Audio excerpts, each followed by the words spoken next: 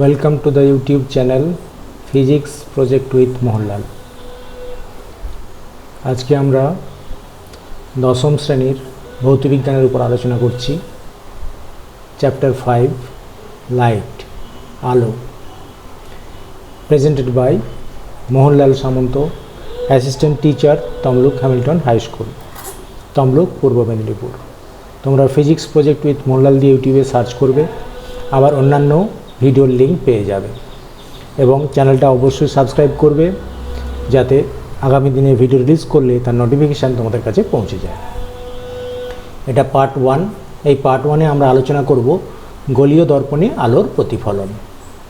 এর মধ্যে মূলত আমরা আলোচনা করব বক্রতা কেন্দ্র, সেন্টার অফ কার্ভেচার, বক্রতা ব্যাসার্ধ, radius of curvature, principal Axis, প্রধান অক্ষ, প্রিন্সিপাল ফোকাস, মুখ্য ফোকাস, আর অবতরণ দর্পণে প্রতিবিম্ব গঠনের যে নিয়ম রয়েছে, 4টি নিয়ম, সেই 4টি নিয়ম আমরা শিখব এবং তার দ্বারা বিভিন্ন অবস্থানে প্রতিবিম্ব গঠনের রেখাচিত্র আঁকব এবং বিভিন্ন প্রকার দর্পণের শনাক্তকরণ করব এবং ব্যবহার করব আলোচনা। ঠিক আছে, তাহলে এসো আমরা শুরু করি। প্রথমেই জেনে নেওয়া যাক যে গোলীয় দর্পণ কী। একটি গোলীয় দর্পণ হলো এমন এক প্রকার দর্পণ যার প্রতিফলক তলটি একটি গোলকের অংশ। তার মানে আমরা বলতে পারি একটা গোলকের অংশ যদি প্রতিফলকের ন্যায় আচরণ করে তাহলে আমরা তাকে বলবো গোলীয় দর্পণ। এই গোলীয় দর্পণ দুই প্রকারের হয়, অবতল দর্পণ, উত্তল দর্পণ। কারণ অবতল দর্পণ, উত্তল দর্পণটা দেখো লক্ষ্য করে, যদি এরকম ব্যাপারটা আসে যে এটা দেখো একটা গোলকের অংশ, এখানে প্রতিফলক তল দেখো দুপাশে রয়েছে, এদিকটা একটা রয়েছে, এটা হচ্ছে প্রতিফলক তল, আর এই দিকটা দেখো এই অমসৃণ করা আছে, এরকম করে করে অমসৃণ, অর্থাৎ এদিকটা অমসৃণ করা রয়েছে বলে প্রতিফলক তল হবে না। তার মানে যেদিকটা অমসৃণ করা আছে তার বিপরীত দিকটা প্রতিফলক তল। তাহলে এখানে দেখো গোলকের ভেতরের দিকে প্রতিফলক তল রয়েছে, তাহলে এটা হবে অবতল, অবতল দর্পণ। আর এক্ষেত্রে লক্ষ্য করে দেখো গোলকের বাইরের দিকটা দেখো প্রতিফলক তল, এই দিকটা হচ্ছে প্রতিফলক তল, আর ভেতরের দিকটা দেখো অমসৃণ করা আছে, সিলভারিং করা থাকে, এটা অমসৃণ করা আছে, তার মানে এটা গোলকের বাইরের দিকটা প্রতিফলক তল, এটা হবে উত্তল দর্পণ। তাহলে আমরা সহজ কথায় বুঝে নেব যে গোলকের ভেতরের দিক যদি প্রতিফলক তলের হিসেবে কাজ করে তাকে আমরা বলবো অবতল দর্পণ, আর যদি গোলকের বাইরের দিকটা প্রতিফলক তল হিসেবে কাজ করে তাকে আমরা বলবো উত্তল দর্পণ। এখানে দেখো লক্ষ্য করে, এই যে একটা চামচের, স্টিলের চামচ যে আমরা বাড়িতে ব্যবহার করি, সেই স্টিলের চামচের দুই পাশটা দেখো লক্ষ্য করে, একটা হচ্ছে বাইরের দিক, এ দেখো বাইরের দিক প্রতিফলক তল, তাহলে এটা হয়ে গেল উত্তল দর্পণ। আর এটা ভেতরের দিক দেখো প্রতিফলক তল, তাহলে এটা হবে অবতল দর্পণ। তাহলে চামচের যে দিকটায় দিয়ে আমরা কোনো কিছু খেয়ে থাকি সেই দিকটা হচ্ছে অবতল, আর তার পেছন দিকটা উত্তল দর্পণের ন্যায় আচরণ করছে। এটাকে আমরা দেখো লক্ষ্য করে দেখে দিয়েছি একটা গোলকের অংশ, এই যে গোলকের অংশটাকে আমরা লক্ষ্য করে দেখি, এই পাশটা হচ্ছে দেখো বাইরের দিকটা প্রতিফলক তল, তাহলে এটা হচ্ছে উত্তল দর্পণ, আর এদিকটা দেখো ভেতরের দিকটা হচ্ছে প্রতিফলক তল, তাহলে এটা হচ্ছে অবতল দর্পণ। এই যে গোলকের অংশ, যে গোলকের অংশ রয়েছে সেই গোলকের একটা কেন্দ্র রয়েছে, সেই কেন্দ্রটাকে আমরা বলবো বক্রতা কেন্দ্র, দেখো সেন্টার অফ কার্ভেচার। একটি গোলীয় দর্পণ যে গোলকের অংশ তার কেন্দ্রকে ওই দর্পণের বক্রতা কেন্দ্র বলে। তাহলে কোনো একটা গোলীয় দর্পণ যে গোলকের অংশ হবে, আমরা যদি এরকম করে দেখাই যে ধরো আমরা একটা গোলীয় দর্পণ আঁকছি, যে কোনো তোমার ইচ্ছে মতো একটা দর্পণ এঁকে ফেলো। আমরা গোলীয় দর্পণকে আঁকবো, প্রথমে দেখো লক্ষ্য করে জাস্ট এরকম একটা বৃত্তের অংশ আঁকলাম। এবার কোন দিকটার প্রতিফলক তল বোঝানোর জন্য যেটা প্রতিফলক তল হবে তার উল্টো দিকটাকে অমসৃণ করে দেবে, এরকম করে অমসৃণ একটা আঁকা হয়। তার মানে দেখে লক্ষ্য করে দেখো এখানটায় কি হয়েছে, গোলকের দেখো ভেতরের দিকটা প্রতিফলক তল, তাহলে ভেতরের দিকটা যদি প্রতিফলক তল হয় তাহলে এটা হবে অবতল দর্পণ। ঠিক আছে, এই অবতল দর্পণে দেখো লক্ষ্য করে এটা নিশ্চয়ই একটা গোলকের অংশ ছিল, তাই তো? এটা যে গোলকের অংশ সেই গোলকটা যদি সম্পূর্ণ করো, সেই গোলকটার কেন্দ্র, সেই গোলকটার কেন্দ্র রয়েছে, সেই কেন্দ্রটাকে আমরা বলবো বক্রতা কেন্দ্র, সি, সেন্টার অফ কার্ভেচার। আর এই গোলকের যে ব্যাসার্ধটা হবে, এই গোলকের যে ব্যাসার্ধ আর এই আরটাকে আমরা বলবো বক্রতা ব্যাসার্ধ বা রেডিয়াস অফ কার্ভেচার। সিটাকে বলা হচ্ছে সেন্টার অফ কার্ভেচার, বক্রতা কেন্দ্র, বক্রতা কেন্দ্র, আর আরটাকে বলা হচ্ছে বক্রতা ব্যাসার্ধ। ঠিক আছে, ওকে। এবারে দেখো যে প্রতিফলক তলটা রয়েছে সেই প্রতিফলক তলের যে মধ্যবিন্দু একেবারে, সেই মধ্যবিন্দুটাকে একটা বিশেষ নাম দেওয়া হয়েছে, সেটাকে বলা হচ্ছে মেরু বা পোল। তাহলে কোনো একটা দর্পণ যদি দেখো, এরকম যদি দর্পণটা লক্ষ্য করে দেখো, এই দর্পণের মধ্যবিন্দু মানে ঠিক এই অংশটা হবে, একদম মধ্যবিন্দু, এইটা হচ্ছে তার মেরু। আর এই অবতল দর্পণের মধ্যবিন্দু দেখো ঠিক এরকম জায়গাটায়, এটা মধ্যবিন্দু, তাহলে এই জায়গাটাকে আমরা বলবো তার পোল বা মেরু। এটাকে আমরা ছবিতে দেখো লক্ষ্য করে দেখিয়েছি, এটা যদি দর্পণ পুরো অংশটা হয় তার ঠিক মধ্যবিন্দু, এই অংশটাকে আমরা বলবো পোল পি, মেরু। এটা হচ্ছে দর্পণের মেরু পি, আর এটা হচ্ছে দর্পণের বক্রতা কেন্দ্র। দুটো ফিক্সড পয়েন্ট আমরা পেয়ে গেলাম। যে গোলকের অংশ সেই গোলকের কেন্দ্রটাকে আমরা বলবো বক্রতা কেন্দ্র, আর দর্পণের মধ্যবিন্দুটা প্রতিফলক তলের একেবারে মধ্যবিন্দু, তাকে আমরা বলছি মেরু। তাহলে মেরু আর বক্রতা কেন্দ্র দুটো নির্দিষ্ট বিন্দু আমরা পেয়ে গেলাম। এবারে আমরা এসে যাচ্ছি, দেখো লক্ষ্য করে বক্রতা ব্যাসার্ধ বলে দিয়েছি, মেরুও বলে দিয়েছি। এবারে আমরা আসছি প্রধান অক্ষ। এই যে দুটো নির্দিষ্ট বিন্দু আমরা পেলাম, মেরু এবং বক্রতা কেন্দ্র, এদের সংযোজক যে সরলরেখা, ঠিক আছে, এ দুটোকে যোগ করলে আমরা যে রেখা পাবো, সরলরেখা পাবো, সেই সরলরেখাটাকে আমরা বলবো প্রধান অক্ষ। ঠিক আছে, তাহলে এইটার নাম হচ্ছে, এটা হচ্ছে প্রধান অক্ষ। তাহলে প্রধান অক্ষের সংজ্ঞা কী বলবে? কোনো গোলীয় দর্পণের মেরু এবং তার বক্রতা কেন্দ্রের সংযোজক সরলরেখা, তাকে বলা হয় প্রধান অক্ষ। ঠিক আছে, এই দেখো গোলীয় দর্পণের বক্রতা কেন্দ্র এবং মেরুর সংযোজক সরলরেখাকে প্রধান অক্ষ বলা হচ্ছে। এবারে আসছি আমরা মুখ্য ফোকাস। এটাকে তোমরা একটু প্রেজেন্টেশন আকারে দেখো, তাহলে ব্যাপারটা বুঝতে পারবে। এটা হচ্ছে অবতল দর্পণ এঁকেছি, এই অবতল দর্পণে দেখো এটা প্রধান অক্ষ, তার মানে তার মেরু এবং বক্রতা কেন্দ্রকে যোগ করে দিয়েছি প্রধান অক্ষ।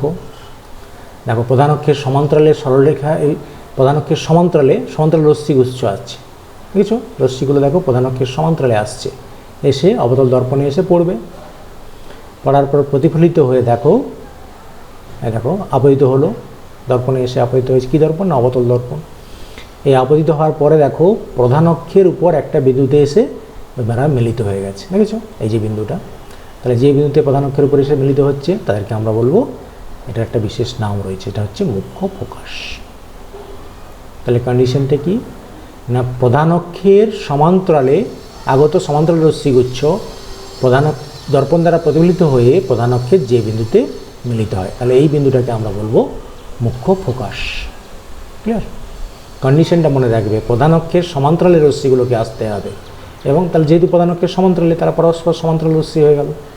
তাহলে প্রধান অক্ষের সমান্তরালে আগত সমান্তরাল আলোক রশ্মিগুচ্ছ দর্পণ দ্বারা প্রতিফলিত হওয়ার পরে প্রধান অক্ষের উপর যে বিন্দুতে মিলিত হবে। ঠিক আছে, প্রধান অক্ষের একটু বাইরে বা এদিকে দিকে মিলিত হলে সেটাকে কিন্তু মুখ্য ফোকাস বলবো না, এটাকে পার্টিকুলার এই প্রধান অক্ষের উপরে মিলিত হতে হবে, তাহলে সেই পয়েন্টটাকে আমরা বলবো মুখ্য ফোকাস। ঠিক আছে, আর এই মেরু থেকে, দর্পণের মেরু থেকে এই যে মুখ্য ফোকাস পর্যন্ত যে দূরত্বটা, এই দৈর্ঘ্যটাকে আমরা বলবো ফোকাস দৈর্ঘ্য। এটাকে এফ দিয়ে প্রকাশ করা হয়, এফ হচ্ছে ফোকাস দূরত্ব। ঠিক আছে, ফোকাস দূরত্বটা সবসময় মেরু থেকে মাপা হয়, তাহলে মেরু থেকে মুখ্য ফোকাস পর্যন্ত যে দূরত্ব তাকে বলা হচ্ছে ফোকাস দূরত্ব, ওটাকে স্মল এফ দিয়ে প্রকাশ করা হয়, আর এই পয়েন্টটাকে ক্যাপিটাল এফ দিয়ে প্রকাশ করা হয়। পয়েন্টটা হচ্ছে ক্যাপিটাল এফ, বাট এই দূরত্বটাকে আমরা, ডিস্টেন্সটাকে স্মল এফ দিয়ে প্রকাশ করি। তাহলে স্মল এফ মানেই বুঝে যাবে ফোকাস দূরত্ব। এটাকে দেখো আলোক রশ্মির সাহায্যে দেখানো হয়েছে। তাহলে এরকম যদি দেখো সমান্তরাল রশ্মি এসে দর্পণে পড়ে, এটা সমান্তরাল রশ্মি দর্পণে এসে পড়ছে, দর্পণে আসার পড়ার পরে দেখো ওই প্রধান অক্ষের উপর একটা বিন্দুতে এসে মিলিত হয়েছে। এই দেখো সমান্তরাল রশ্মি দর্পণে, অবতল দর্পণে এসে পড়ছে, প্রধান অক্ষের উপর একটা বিন্দুতে মিলিত হয়েছে। এইটা হচ্ছে মুখ্য ফোকাস, এই পয়েন্টটা প্রধান অক্ষের উপর অবস্থিত এই যে পয়েন্টটা।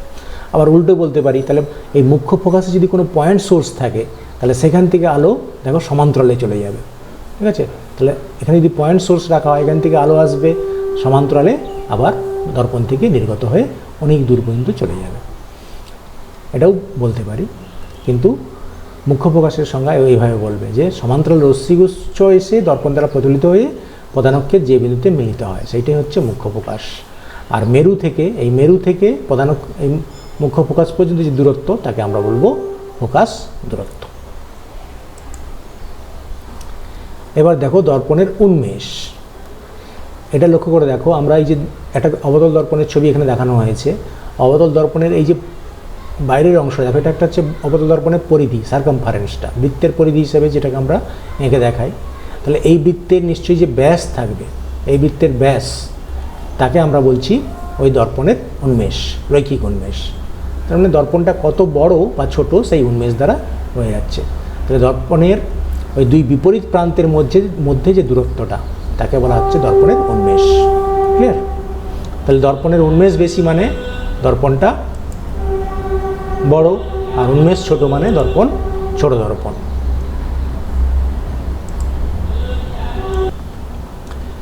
এখন আমরা আলোচনা করব ফোকাস তল। তাহলে এখানে দেখো একটা ছবি আঁকা হয়েছে যেটা অসীম দূরত্ব থেকে আলোটা আসছে। এই আলোটা অসীম দূরত্ব থেকে এসে অবতল দর্পণে এসে পৌঁছাচ্ছে।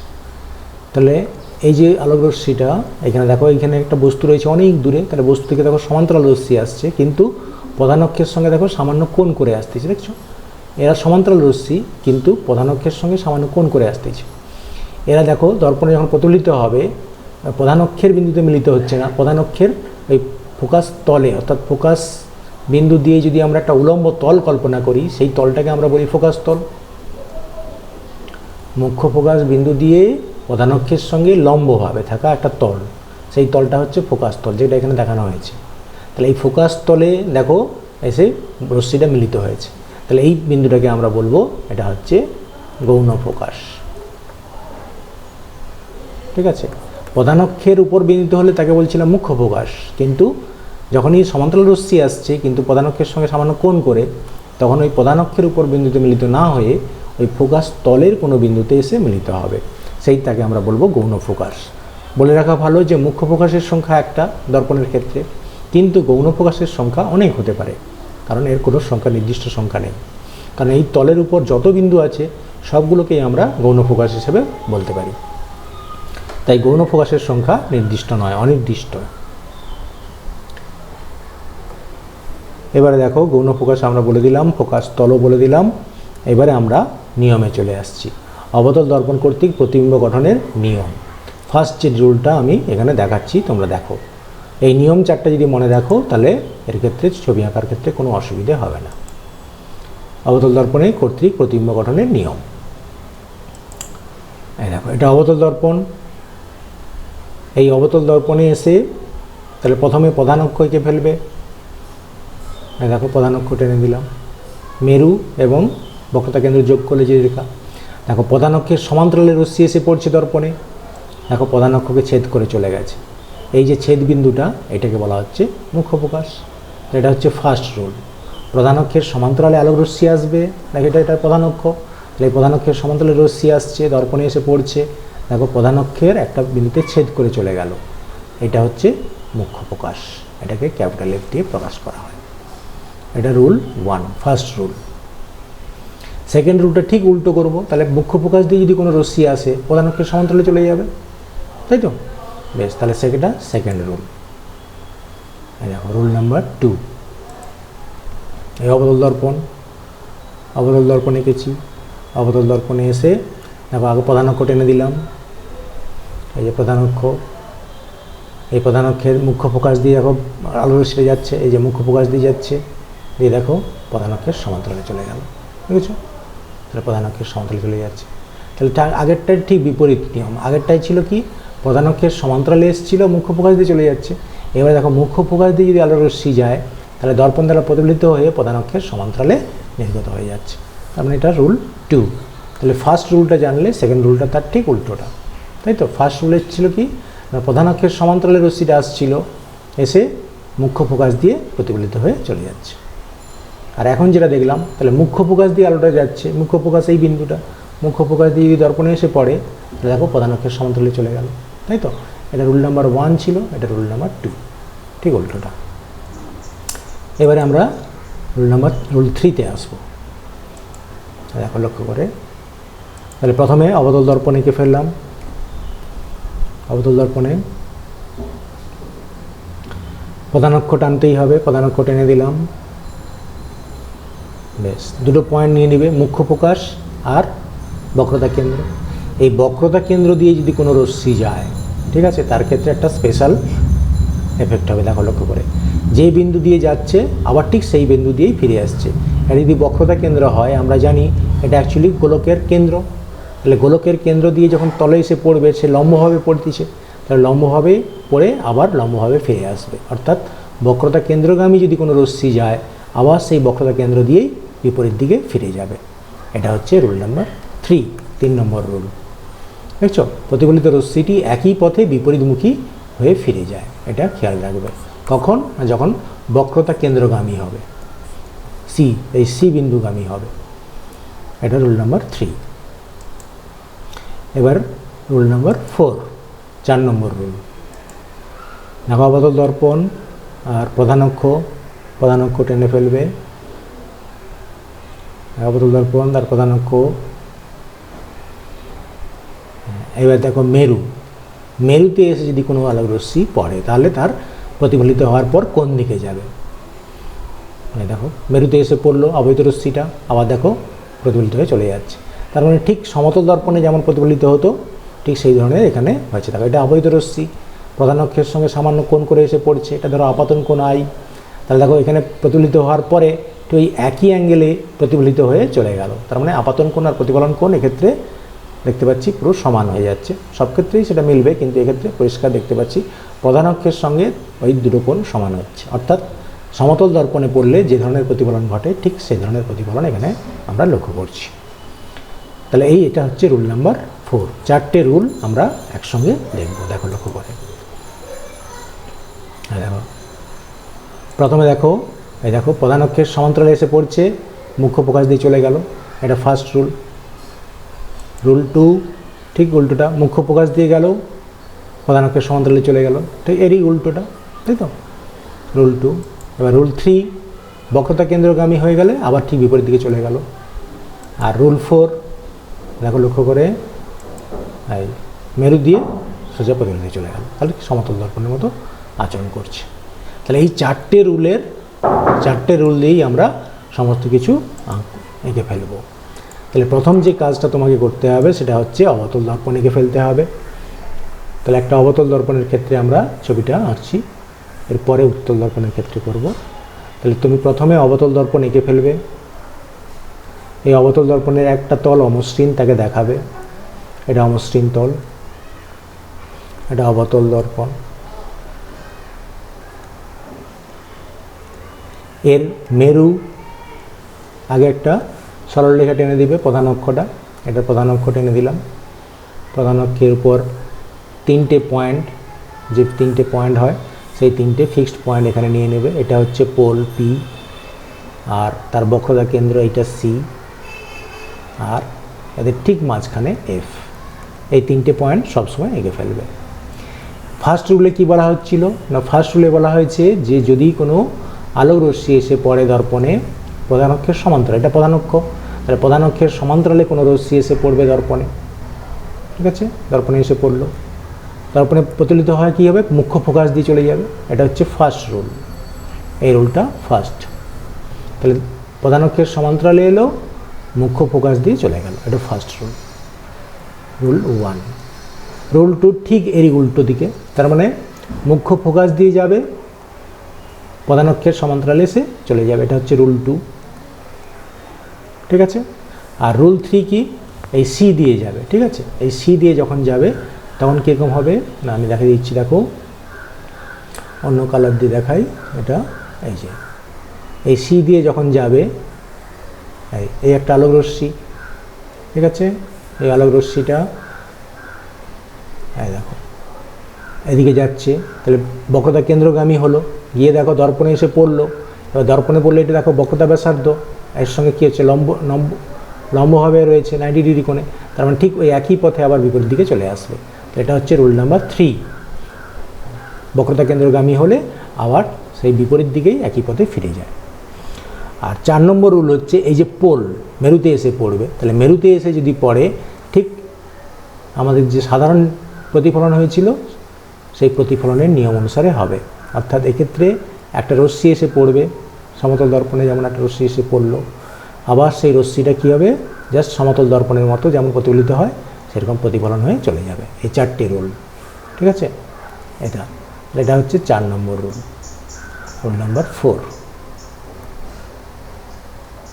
এই 4টে রুলে আমরা সমস্ত ছবিগুলো আঁকবো। ফার্স্ট রুলে বলেছে দেখো প্রধান অক্ষের সমান্তরালে এসে পড়বে দর্পণে, মুখ্য ফোকাস দিয়ে চলে যাবে। সেকেন্ড রুলে বলা হচ্ছে দেখো মুখ্য ফোকাস দিয়ে গেলে প্রধান অক্ষের সমান্তরালে চলে যাচ্ছে।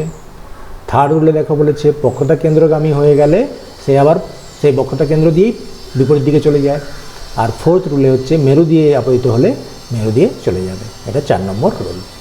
এই 4টে নিয়ম দিয়েই আমরা সমস্ত ছবিগুলো আঁকব। এখন আমরা অবতল দর্পণে যে প্রতিবিম্ব গঠিত হয় তার চিত্র আমরা অঙ্কন করব, ঠিক আছে। তাহলে প্রথমে আমাদের যেটা করতে হবে সেটা হচ্ছে বস্তু যদি অসীমে থাকে সেক্ষেত্রে কী হবে প্রতিবিম্ব। তাহলে বস্তু অসীম দূরত্বে অবস্থিত, তাহলে এর প্রতিবিম্ব কোথায় হবে সেটা আমরা আঁকবো, ঠিক আছে। তাহলে প্রথম যে কাজটা হলো আমাদেরকে একটা অবতল দর্পণ আঁকতে হবে, ঠিক আছে। তাহলে অবতল দর্পণ এঁকে ফেলো একটা।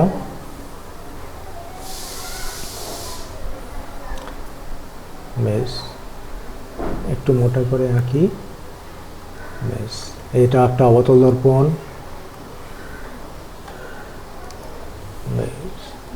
অবতল দর্পণের এক পাশ সিলভারিং করা থাকে, এদিকটা আমরা সিলভারিং করে দিলাম। এটা অমসৃণ তল বোঝাচ্ছে, তার মানে ভেতরের দিকটা হচ্ছে প্রতিফলক তল। 3টে ফিক্সড পয়েন্ট নিয়ে নাও। প্রধান অক্ষ টানতে গেলে 2টো ফিক্সড পয়েন্ট লাগবে। এর হচ্ছে মেরু, এটা হচ্ছে পি, আর এই যে বক্রতা ব্যাসার্ধ ছিল, বক্রতা ব্যাসার্ধ এইটা বক্রতা কেন্দ্র ছিল, এটা সি। এই 2টো পয়েন্ট নিলাম। এর উপর দিয়ে আমরা কি করব না প্রধান অক্ষ টেনে দেবো, ঠিক আছে। তাহলে এই 2টো পয়েন্ট দিয়ে একটা টেনে দিচ্ছি, এটা হচ্ছে প্রধান অক্ষ, ঠিক আছে। তাহলে প্রধান অক্ষে দেখো 3টে পয়েন্ট তোমাকে জানতে হবে অ্যাকচুয়ালি। সি, পি, পিটা পোল মেরু, সিটা হচ্ছে বক্রতা কেন্দ্র, আর এদের ঠিক মাঝখানে সেটা হচ্ছে মুখ্য ফোকাস এফ। এই 3টে পয়েন্ট সবসময় তুমি এঁকে ফেলবে, ঠিক আছে। আমি এটাকে কপি করে রেখে দিচ্ছি, পরেরটার ক্ষেত্রে লাগবে আমার।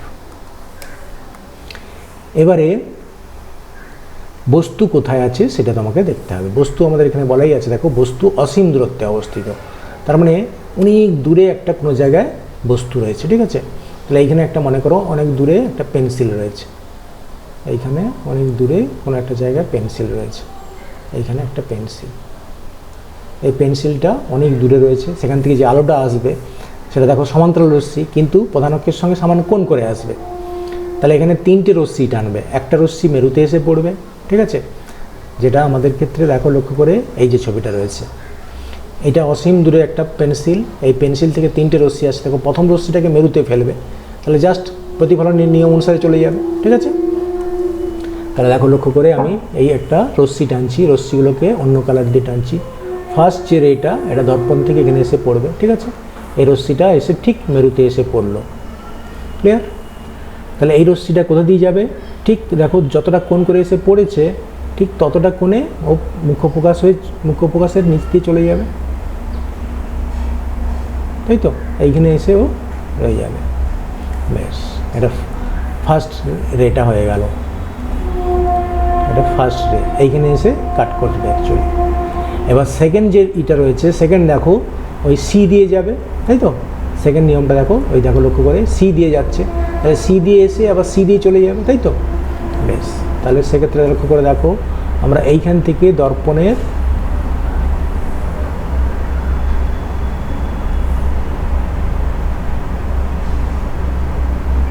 দেখো, ঠিক আছে। তাহলে সি দিয়ে আসছে, সেকেন্ড রশ্মিটা সি দিয়ে এলো, আবার ওই প্রতিফলিত হয়ে সি দিয়ে চলে যাবে। তাহলে দেখো দুটো রশ্মি একটা জায়গায় কাট করেছে, তাহলে এই কাট পয়েন্টে এটা রয়েছে, দুটো ছেদ করেছে একটা বিন্দু জায়গায়। বেশ, আরেকটা রশ্মি লাস্ট, সেটা হচ্ছে কি না মুখ্য ফোকাস দিয়ে গেলে দেখো প্রধান অক্ষের সমান্তরালে চলে যাবে, তাই তো।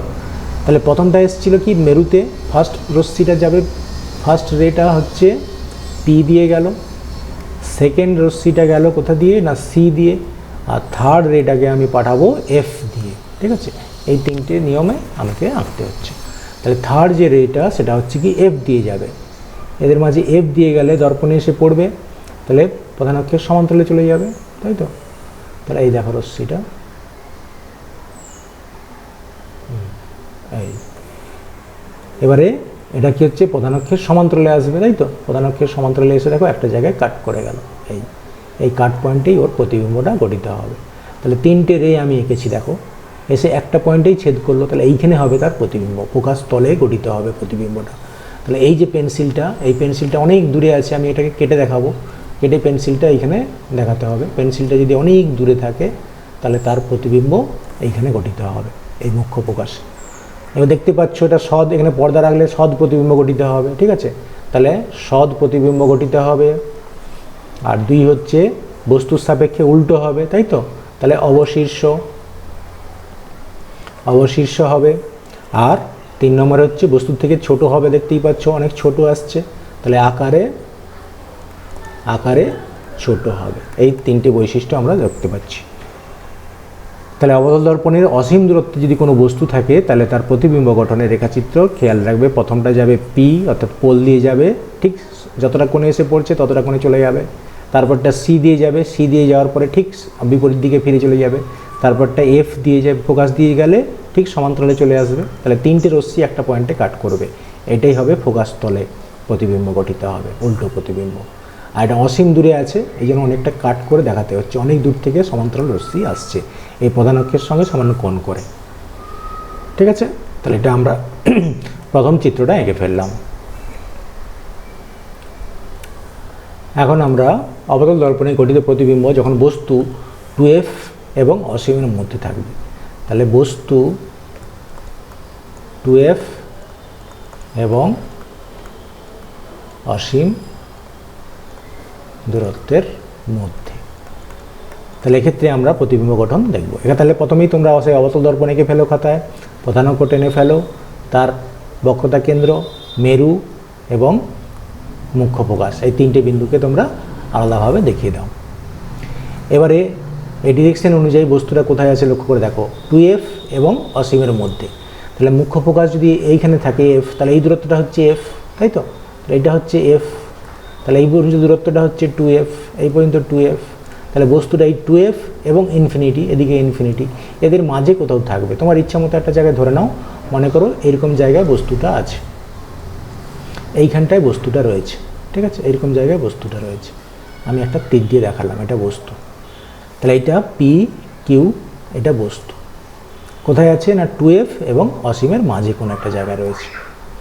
এবার সেই চারটে নিয়মের যে কোনো দুটো দিয়ে আমরা আঁকবো তোমাদের ইচ্ছে মতো। প্রথমে হচ্ছে সমান্তরাল রশ্মি টেনে ফেলো, তাহলে এখান থেকে যে রশ্মিটা আসবে সেই রশ্মিটা আমি টানছি, নীল রং দিয়ে টানি। তাহলে এখান থেকে যে বস্তুটা থেকে রশ্মি আসছে, বস্তুটা থেকে রশ্মি প্রধান অক্ষের সমান্তরালে এসে দর্পণে পড়লো। ঠিক আছে, এবারে এই দর্পণ থেকে প্রতিফলিত হয়ে এসে মুখ্য ফোকাস দিয়ে চলে যাবে, এটা ফার্স্ট রুল ছিল। ঠিক আছে, তাহলে রুল 1-এ আমি ফেলে দিলাম, প্রধান অক্ষের সমান্তরালে রশ্মি এলো, মুখ্য ফোকাস বিন্দু হয়ে চলে গেল, এটা ফার্স্ট রুল। সেকেন্ড রুল তুমি যে কোনো দিয়ে করতে পারো, সেটা হচ্ছে সি দিয়ে পাঠাতে পারি, আবার কেউ পি দিয়েও পাঠাতে পারে, যেখান দিয়ে পাঠাও না কেন একই হবে উত্তর, পয়েন্ট তোমার একই আসবে। তাহলে আমি যদি সি দিয়ে পাঠাই, দেখো সি দিয়ে যদি পাঠাই তাহলে দর্পণে এসে মিলিত হবে তোমাকে। তাহলে এই পয়েন্ট থেকে, এই কিউ পয়েন্ট থেকে সি হয়ে দর্পণে পাঠাও। ঠিক আছে, দর্পণে পাঠাচ্ছি সি পয়েন্ট দিয়ে, এই দেখো লক্ষ্য করে। তাহলে নিয়মটা কি না, সি বিন্দুগামী যদি হয় তাহলে আবার সেই বিপরীত দিকে ফিরে আসবে সি বিন্দু হয়ে। দেখো দুটো রশ্মি একটা জায়গায় ছেদ করেছে। ঠিক আছে, এই ছেদ বিন্দুতেই তোমার এই প্রতিবিম্বটা গঠিত হবে। তাহলে ওই বস্তুর প্রতিবিম্ব গঠিত হবে এইখানটায়, এই যে এইটা প্রতিবিম্ব। তাহলে এটা হচ্ছে পি ড্যাস্ট কিউ ড্যাস্ট। তাহলে পি হচ্ছে বস্তু, তার প্রতিবিম্ব দেখো উল্টো হয়েছে। ঠিক আছে, তাহলে এক্ষেত্রে আমরা বলতে পারি প্রতিবিম্বের যে বৈশিষ্ট্য, এক হচ্ছে সদ ও অবশীর্ষ, 2 নম্বরে হচ্ছে অবশীর্ষ, 3 নম্বরে দেখো বস্তুর থেকে ছোট হয়েছে, তাই তো। তাহলে আকারে ছোট এবং দর্পণের সামনের দিকে অবস্থিত। তার মানে এফ এবং 2f এর মাঝে এটা অবস্থিত হয়ে যাচ্ছে। ঠিক আছে, এটা সেকেন্ড যেটা 2f এবং অসীমের মধ্যে থাকবে। এর পরের ছবিতে আমরা চলে আসছি। এর পরের ক্ষেত্রে আমরা করছি কি না, তোমরা খাতায় এঁকে ফেলো আবার থার্ড কেস, যেটা তোমাকে বলা হচ্ছে যে বস্তু 2f দূরত্বে অবস্থিত, অর্থাৎ ফোকাস দূরত্বের দ্বিগুণ দূরত্বে রয়েছে। দেখেছো, ফোকাস দূরত্বের দ্বিগুণ দূরত্ব। ফোকাস দূরত্বের দ্বিগুণ দূরত্ব মানে যেটা সি, অর্থাৎ এই দূরত্ব যদি এফ হয় তাহলে এটা হবে সি। এই সিতে বস্তুটা রয়েছে। ঠিক আছে, তাহলে এইখানে বস্তুটা রয়েছে, এই হলো গিয়ে বস্তু, এটা পি কিউ হচ্ছে বস্তু। তাহলে আগের নিয়ম অনুসারে আমরা টানছি। তাহলে প্রথমে একটা সমান্তরাল সরলরেখা টানো। প্রথমে সমান্তরাল সরলরেখা নীল রং দিয়ে করছি। প্রধানক্ষের সমান্তরালে রশ্মি গেল। ঠিক আছে, এবার দর্পণ থেকে প্রতিফলিত হয়ে মুখ্য ফোকাস হয়ে চলে যাবে, এটা ফার্স্ট রুল। তাহলে রুল 1-এ প্রধানক্ষের সমান্তরালে গেল, মুখ্য ফোকাস দিয়ে প্রতিফলিত হয়ে চলে গেল, এটা রুল নাম্বার 1। সেকেন্ড রুলে কি হচ্ছে, একটু আলাদা কালার দিয়ে আঁকি। তাহলে মুখ্য ফোকাস দিয়ে যাবে, মুখ্য ফোকাস দিয়ে দর্পণে এসে পড়বে। ঠিক আছে, আবার দর্পণে ওই সমান্তরাল হয়ে বেরিয়ে চলে যাবে। এটা বেঁকে গেল কোথায়, এটা বেঁকে গেছে, হয়নি, ঠিক করে করতে হবে।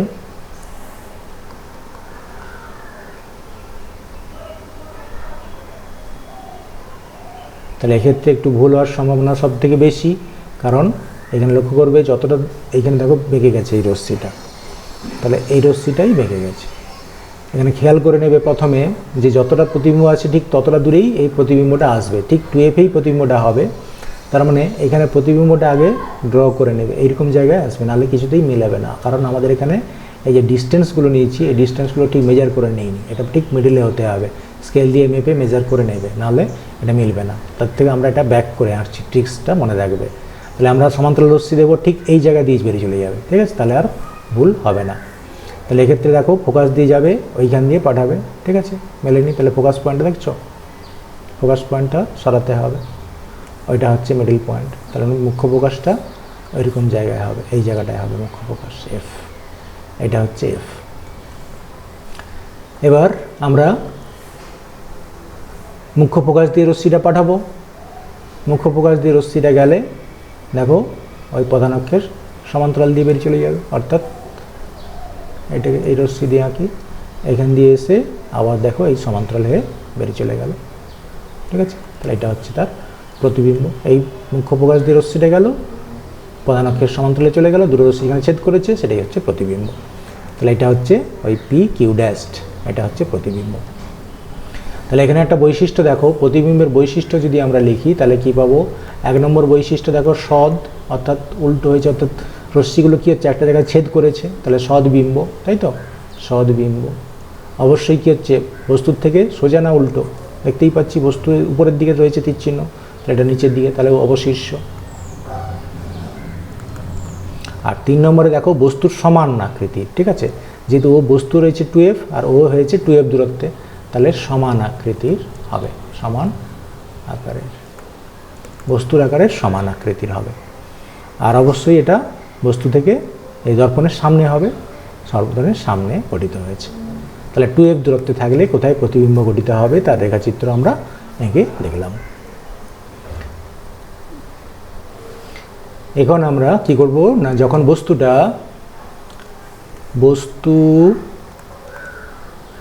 f এবং 2f দূরত্বের মধ্যে অবস্থিত, তাহলে বস্তুটাকে যখন আমরা f এবং 2f এর মাঝে রাখবো তখন কি ধরনের প্রতিবিম্ব হবে আমরা লক্ষ্য করি।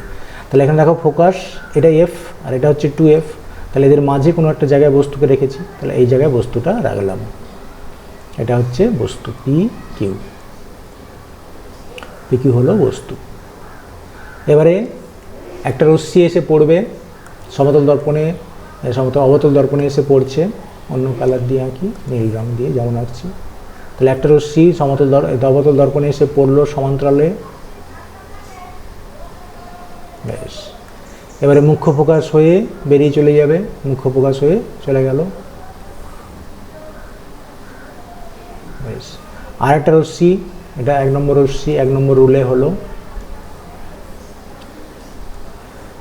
দ্বিতীয় রশ্মি যেটা, সেটাকে তুমি সি দিয়ে টানতে পারো, বা ওই মুখ্য ফোকাস দিয়ে গেলে সমান্তরালে যাবে, তাই তো? যে কোনো একটা নিয়মে তুমি টানতে পারো সব ক্ষেত্রে, বা পি দিয়ে টানলে, পি দিয়ে টানো, এই পি দিয়ে টানলে দেখো সমান্তরালে গিয়ে আবার কী হচ্ছে, ওই ঠিক সমান্তরালে চলে যাবে, ঠিক এরকমভাবে চলে যাবে।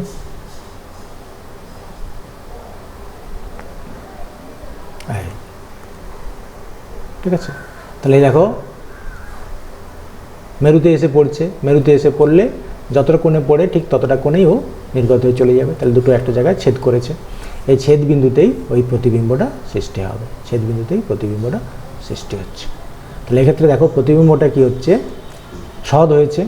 তাহলে 1 হচ্ছে সৎ বিম্ব, আর 2 হচ্ছে অবশীর্ষ, বস্তুর থেকে উল্টো। দেখো বস্তুটা তীর রয়েছে উপরের দিকে, এ হয়েছে নিচের দিকে। আর 3 নম্বরে হচ্ছে আকারে, প্রতিবিম্বটা আকারে বড়। এই দেখো একটা সদ্বিম্ব হলো আকারে বড় তৈরি হয়েছে, এবং দর্পণের সামনে গঠিত হয়েছে, প্রতিফলক তলের সামনের দিকে গঠিত হয়েছে। তাহলে এক্ষেত্রে আমরা দেখতে পাচ্ছি সৎ এবং বিবর্ধিত প্রতিবিম্ব পাচ্ছি। এবারে আমরা আসবো বস্তুটা এফ এবং 2F এর মাঝে থাকবে, সেক্ষেত্রে আমরা আবার ছবিটা আঁকবো। তাহলে এক্ষেত্রে ছবিটা আঁকার জন্য তোমাকে তাহলে বলা হয়েছে কি, বস্তু ওই এফ এবং মেরু মধ্যে, অর্থাৎ এটা ক্যাপিটাল এফ, মুখ্য ফোকাস এবং মেরুর মাঝে থাকবে, অর্থাৎ বলতে পারি এফ দূরত্বের মধ্যে, এফের মধ্যে, ফোকাস দূরত্বের মধ্যে থাকবে।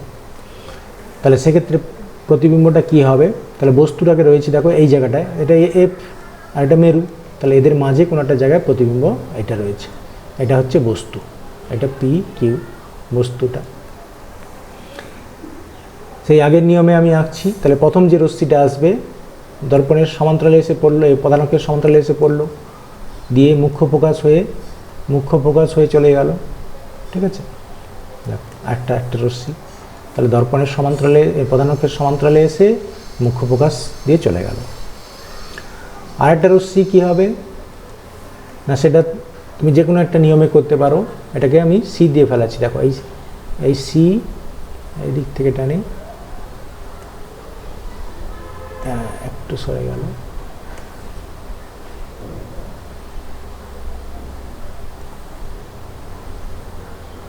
দেখো এই বস্তু থেকে দর্পণে এসে পড়েছে, তারপর সি দিয়ে চলে গেছে। তাহলে এক্ষেত্রে দেখো বস্তু থেকে দর্পণে এসে পড়লো, আবার সি দিয়ে চলে গেল। দেখো দুটো রশ্মি ছেদ করছে না, এও চলে যাচ্ছে, এখানেও চলে যাচ্ছে, তাহলে ছেদ করার কোনো ব্যাপার নেই। তাহলে আমরা এটাকে বিপরীত দিকে বাড়াবো। ঠিক আছে, তাহলে বিপরীত দিকে যদি বাড়াও, দেখো এটা দর্পণের বিপরীত দিকে বাড়াচ্ছি, তাহলে এই রশ্মিটা আর এই রশ্মিটা এসে একটা জায়গায় ছেদ করবে, এটা নীল রঙের।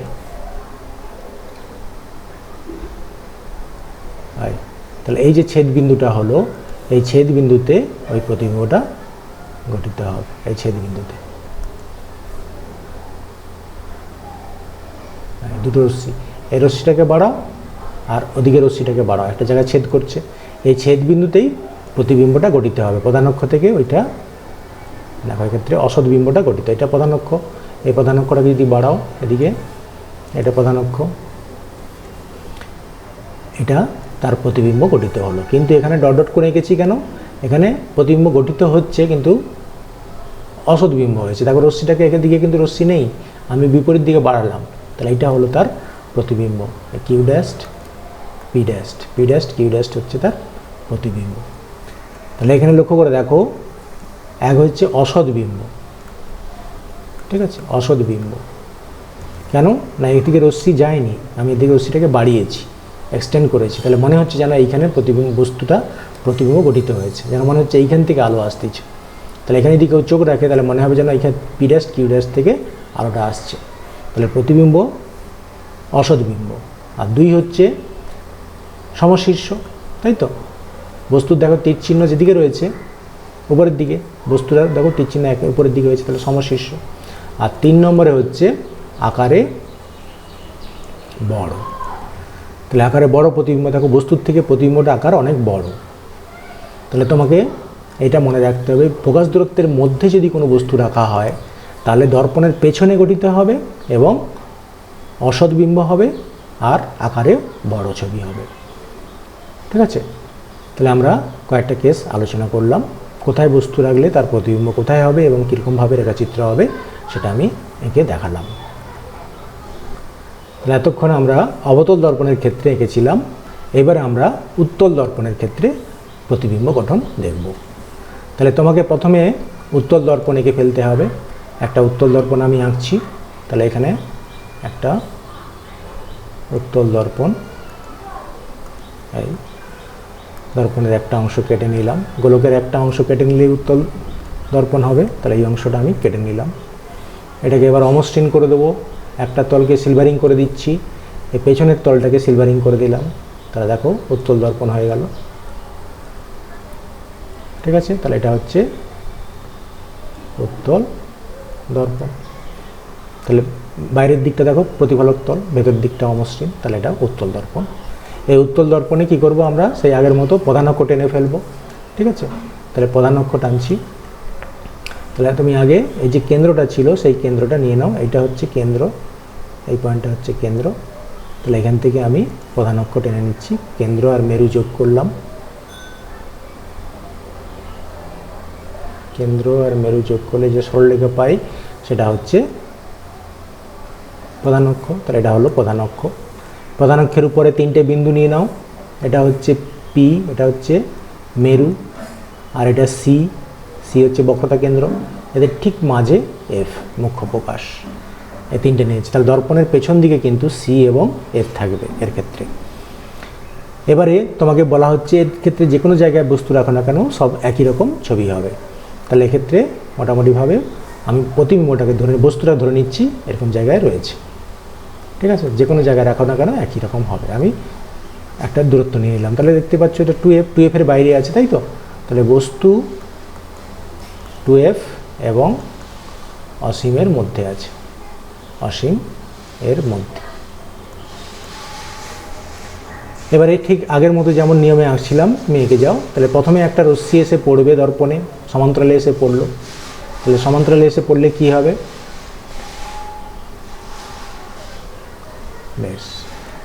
অবতল দর্পণের ক্ষেত্রে কী ছিল, মুখ্য ফোকাস দিয়ে চলে যাচ্ছিলো। তাহলে এক্ষেত্রে কী হবে, মুখ্য ফোকাস থেকে আসছে বলে মনে হবে। তার মানে এইখান থেকে তুমি মনে করবে যেন রশ্মিটা ওই এফ থেকে বেরিয়ে আসছে, অর্থাৎ এখান থেকে ডটের লাইন টানো, ওই মুখ্য ফোকাস থেকে ওটা বেরিয়ে যাচ্ছে বলে মনে হবে, অপসৃত হচ্ছে বলে মনে হচ্ছে। এটা ফার্স্ট নিয়ম।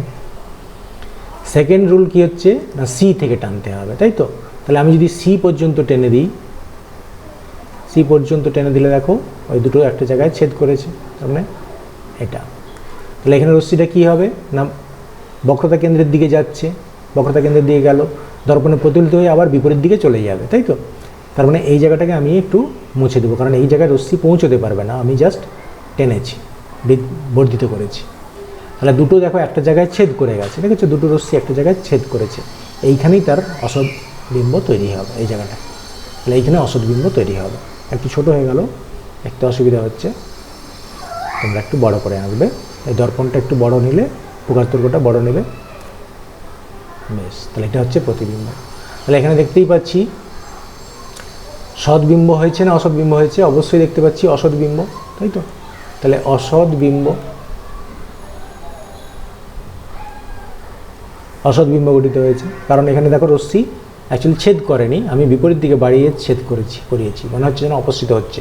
তাহলে এটা হচ্ছে অসৎ বিম্ব। 2 হচ্ছে সমশীর্ষ, তাই তো? দেখো বস্তুর তীর চিহ্ন উপরের দিকে আর প্রতিবিম্বেরও তীর চিহ্ন উপর দিকে, তাহলে সমশীর্ষ। আর 3 নম্বরে দেখো আকারে ছোট, তাহলে বস্তুর থেকে দেখো বস্তু অনেক বড় আর প্রতিবিম্ব দেখো আকারে ছোট। তাহলে এই ধরনের প্রতিবিম্ব সবসময় উত্তল দর্পণে গঠিত হবে, অসৎবিম্ব হবে আর আকারে ছোট হবে। এটা কাছে নিয়ে এলেও তাই, অসৎবিম্ব হবে, আকারে ছোট হবে। তাহলে উত্তল দর্পণের ক্ষেত্রে যে কোনো জায়গায় রাখো না কেন এই একই ছবি গঠিত হবে। তাহলে তোমাকে যদি প্রশ্ন বলা হয় যে কেবলমাত্র অসৎবিম্ব গঠিত হয় কোন ধরনের দর্পণে, সেটা মনে রাখবে উত্তল দর্পণে হয়। কিন্তু অবতল দর্পণে আমরা সৎবিম্ব পেয়েছি, অসৎবিম্বও পেয়েছি, তাই তো? কেবলমাত্র উত্তল দর্পণেই অসৎবিম্ব সবসময় গঠিত হয়। এর ছবিটা দেখালাম। এবারে তোমাকে একটা প্রবলেম দিচ্ছি, কি করে আমরা দর্পণ চিনব, সেই দর্পণ চেনার উপায়টা আমি এখানে দেখাচ্ছি, ঠিক আছে? দেখো লক্ষ্য করে, এখানে দুটো দর্পণ আছে, তোমাকে চিনে দিতে হবে যে কোনটা কোন দর্পণ, ঠিক আছে? ফোকাস দূরত্বের কম দূরত্বে আমি এই বস্তুটাকে রেখেছি। তাহলে লক্ষ্য করে দেখো, দুটো, এটা হচ্ছে বস্তু, এটা বস্তু, এর প্রতিবিম্ব দেখো, এটা হচ্ছে 1 নম্বর প্রতিবিম্ব আর এটা 2 নম্বর প্রতিবিম্ব। দুটো দর্পণে দু ধরনের প্রতিবিম্ব হচ্ছে, দেখতেই পাচ্ছ। দেখো এটাতে ছোট প্রতিবিম্ব হয়েছে, দেখছো? এর আকারটা দেখো ছোট, তাই তো? এর আকারটা ছোট আর এর আকারটা বড়। তাহলে দুটোতেই সমশীর্ষ প্রতিবিম্ব হয়েছে। আমরা কিন্তু একটাই বড় প্রতিবিম্ব, একটাই ছোট প্রতিবিম্ব।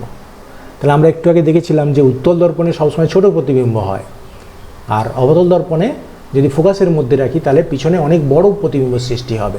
তাহলে ন্যাচারালি বুঝতেই পারছো এটা অবতল দর্পণ, আর এটা উত্তল দর্পণ, তাই তো? তাহলে ছোট প্রতিবিম্ব হয়েছে, সোজা হয়েছে, অতএব এটা উত্তল দর্পণ, খেয়াল রাখবে, ঠিক আছে? এটাই হচ্ছে নিয়ম। বিবর্ধিত অসৎ সমশীর্ষ প্রতিবিম্ব হয়েছে, তাহলে এটা অবতল দর্পণ। আর সেটা দেখো ছোট্ট প্রতিবিম্ব হয়েছে, ওই খর্বাকৃতি অসৎ প্রতিবিম্ব, তাহলে এটা হচ্ছে উত্তল দর্পণ। তাহলে দর্পণ চেনার ক্ষেত্রে আমরা এটা বলে দিলাম।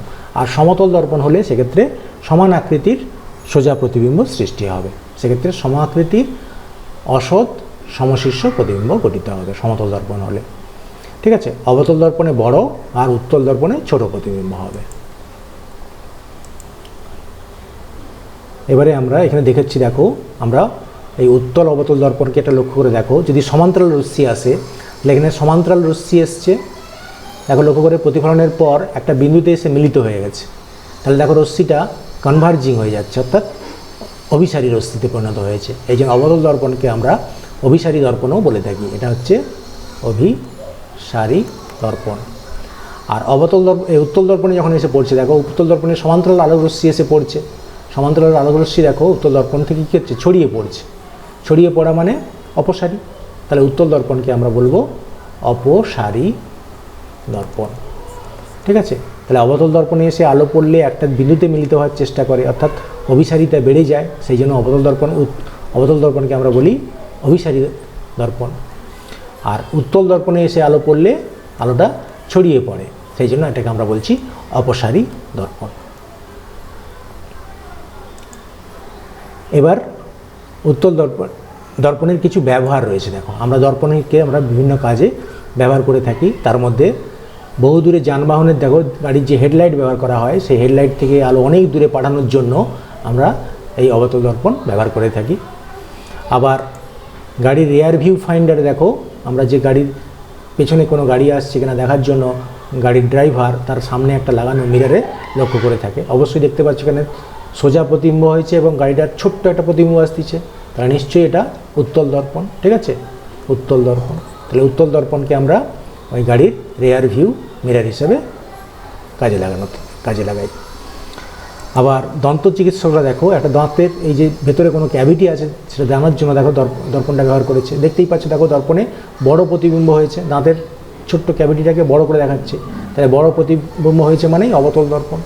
তাহলে দন্ত চিকিৎসায় আমরা অবতল দর্পণকে ব্যবহার করে থাকি। এবারে আমরা ছোট্ট একটা বলছি, সেটা হচ্ছে রৈখিক বিবর্ধন।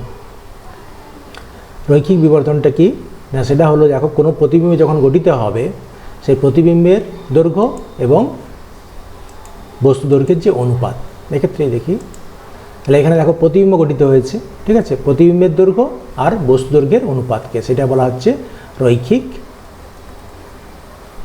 রৈখিক বিবর্ধন। এটা ছোট্ট স্মল এম দিয়ে প্রকাশ করা হয়। এটা হচ্ছে কি প্রতিবিম্বের দৈর্ঘ্য বাই বস্তু দৈর্ঘ্য। এই দুটো অনুপাত হওয়ার জন্য এর কোনো একক থাকে না, এটাকে আমরা বলছি রৈখিক বিবর্ধন। তাহলে আমরা গোলীয় দর্পণে আলোর প্রতিফলন সম্বন্ধে জেনে নিলাম। লাস্টে একটা পয়েন্ট আমরা ব্যবহার করব, কিভাবে আমরা এখানে টর্চ লাইটে ব্যবহার করে থাকি। আমাদের যে সার্চ লাইট, সেই সার্চ লাইটে কোন ধরনের দর্পণ ব্যবহার করি? সার্চ লাইটে অবশ্যই এখানে বলবে অবতল দর্পণ, কিন্তু অ্যাকচুয়ালি অধিবৃত্ত দর্পণ আমরা ব্যবহার করি। সেই অধিবৃত্ত দর্পণের ক্ষেত্রে দুটো কথা একটু মনে রাখবে। সেটা হলো, দেখো এখানে আমি দেখাচ্ছি, এটা হচ্ছে এই যে উপাক্ষীয় রশ্মি। উপাক্ষীয় রশ্মি মানে হচ্ছে প্রধান অক্ষের কাছাকাছি যে সমস্ত রশ্মিগুলো, তাদের ক্ষেত্রে আমাদের এই সমস্ত নিয়ম প্রযোজ্য। এইগুলো রশ্মিগুলোকে আমরা বলি উপাক্ষীয় বা প্যারাক্সিয়াল রেজ। আর প্রধান অক্ষ থেকে দূরে থাকা যে সমস্ত রশ্মিগুলো, তাদেরকে আমরা বলি নন প্যারাক্সিয়াল রেজ। ঠিক আছে, আমাদের সমস্ত নিয়ম কিন্তু প্যারাক্সিয়াল রেজের ক্ষেত্রে প্রযোজ্য। এবার মনে রাখবে, দেখো প্যারাক্সিয়াল রেজগুলো যেখানে মিলিত হবে, নন প্যারাক্সিয়াল রেজগুলো কিন্তু আলাদা জায়গায় মিলিত হয়। তার মানে যখন আমরা অবতল দর্পণ ব্যবহার করব, সমান্তরাল রশ্মি এসে পড়লে কিন্তু একটা জায়গায় মিলিত হয় না। এই অসুবিধা দূর করার জন্য আমরা অধিবৃত্তীয় দর্পণ ব্যবহার করে থাকি। অধিবৃত্তীয় দর্পণের ক্ষেত্রে এই অসুবিধাটা দূর করা যায়। ঠিক আছে, তাহলে আমরা গোলীয় দর্পণের ব্যবহার জানলাম, শনাক্তকরণ জানলাম, তার প্রতিবিম্ব গঠন জানলাম, দর্পণ চেনার উপায়ও জানলাম, কি করে আমরা দর্পণ চিনব সেটা আমরা জেনেছি। তাহলে আমরা আজকে এখানে আলোচনা শেষ করলাম। Thank you.